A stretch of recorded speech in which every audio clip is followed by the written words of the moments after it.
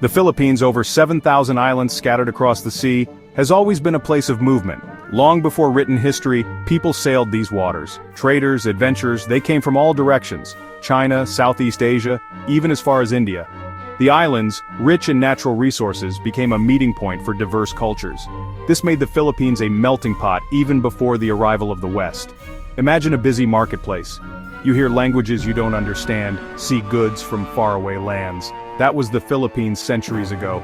This exchange of goods and ideas shaped the early beliefs and practices of the Filipinos.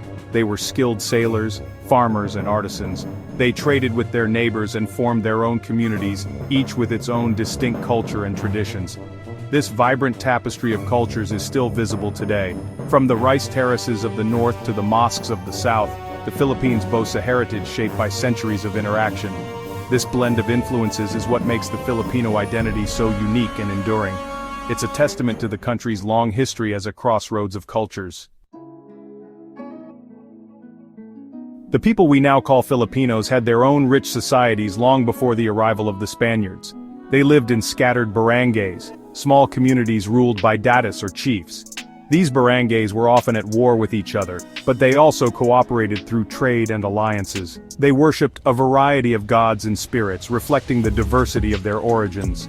Life revolved around the sea and the land. They were expert boat builders and navigators. They fished in the rich waters and cultivated rice, bananas, and other crops. They also developed sophisticated weaving and metalworking traditions, crafting beautiful textiles and jewelry. Their oral traditions, passed down through generations, tell stories of ancient heroes and mythical creatures. These stories, preserved in songs and dances, offer glimpses into the values and beliefs of the early Filipinos. They valued courage, loyalty, and respect for elders. They also had a strong sense of community and a deep connection to the natural world. The arrival of Ferdinand Magellan in 1521 marked a turning point. It ushered in an era of Spanish colonization that would last for over 3 centuries. The Spaniards, seeking spices and new territories, claimed the islands for the Spanish crown. They established Manila as the center of their colonial rule, building churches, forts, and universities. The colonization brought about significant changes. The Spaniards introduced Christianity, which gradually replaced the indigenous religions. They imposed their language, laws, and customs on the native population. This led to the fusion of Spanish and indigenous cultures, creating a unique Filipino identity. The Spanish colonial period was a time of both oppression and cultural blending. The Filipinos endured forced labor, heavy taxation, and the suppression of their traditions.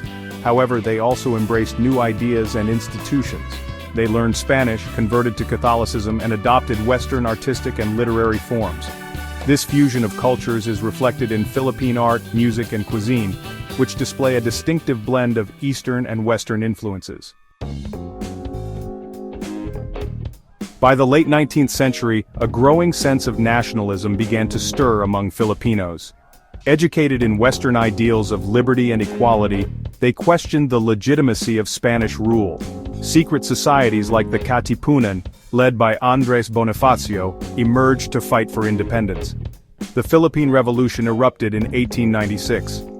Armed with bolos and fueled by a desire for freedom, Filipinos from all walks of life rose up against the Spanish colonial government. The revolution, though ultimately unsuccessful, demonstrated the Filipinos' unwavering resolve to break free from colonial rule. Key figures like José Rizal, a writer and intellectual, and Andres Bonifacio, a revolutionary leader, played pivotal roles in this struggle. Rizal's writings exposed the injustices of Spanish colonialism and ignited the spirit of nationalism. Bonifacio, on the other hand, led the armed struggle, mobilizing the masses and challenging Spanish authority.